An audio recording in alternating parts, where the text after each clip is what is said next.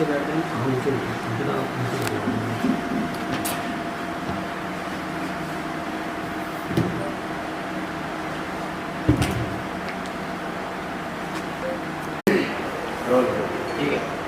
जनपद संबल के थाना हयात नगर को 29 की देर रात्रि जानकारी मिली कि एक व्यक्ति की उसको अपने छप्पर में सो रहा था, उसकी गोली मार के हत्या कर दी गई है।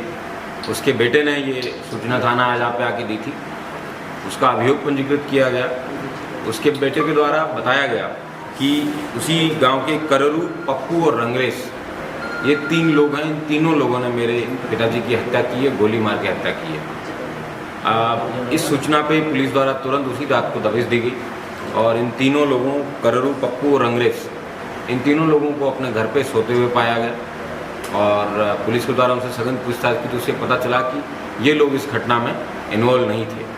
जब पुलिस ने इसके पीछे मोटिव और तमाम चीज़ों के बारे में एक 75 वर्षीय व्यक्ति की हत्या के बारे में जब जानना चाहा तो ये तथ्य प्रकाश में आए कि एक इनके बेटे द्वारा जिस व्यक्ति की मृत्यु हुई है, उन्होंने 79/24 गांव में ही एक रंगरेज नाम के व्यक्ति के पिता की हत्या कर दी थी और रंगरेज उस मुकदमे में वादी था।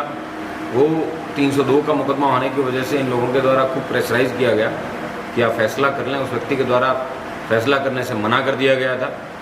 इसी वजह से बार बार उस फैसला नहीं करने के उससे परेशान होकर इन्होंने एक नई स्कीम निकाली कि अपने दादा की हत्या है। ये पोते ने सोचा कि क्योंकि पोता भी उसमें अक्यूज़ था, पोते ने अपने दादा की हत्या का प्लान बनाया और एक तमंचे से उनको गोली मारी और उसके बाद में ये बताया कि 3 लोगों के द्वारा घटना कारित की गई है। पुलिस के द्वारा इस घटना में प्रयुक्त 315 बोर का तमंचा है वो बरामद कर लिया है। पूछताछ में इसके द्वारा किसी न किसी तरीके से पूर्व में जो की गई हत्या है उससे छुटकारा पाने के लिए दूसरे लोगों पर दोष मढ़ना चाहा, इसीलिए इनके ऊपर ये अभियोग है। ये इनको गिरफ्तार किया गया है, जेल भेजा जा रहा है। और एक और अभियोग जो है कररू, पप्पू और रंगरेज, इनसे भी इसके व्यक्ति के खिलाफ लिखवाया जाएगा, जिसमें इसने उन्हें हत्या जैसे संगीन अपराध का फर्जी अक्यूज्ड बनाया है। इसलिए एक अन्य अभियोग भी पंजीकृत कर इस तरीके से झूठे मुकदमे लिखवाने वाले लोगों के खिलाफ भी कार्रवाई की जाएगी।